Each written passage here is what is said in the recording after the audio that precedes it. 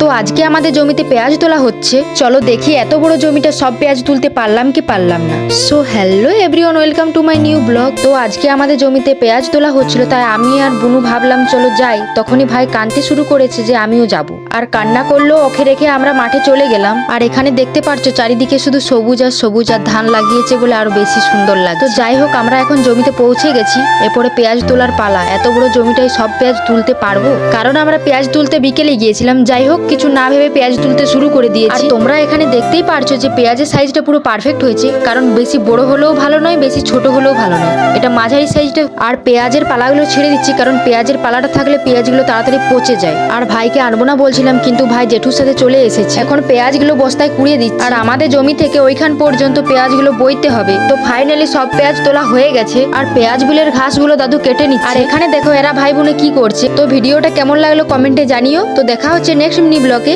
By.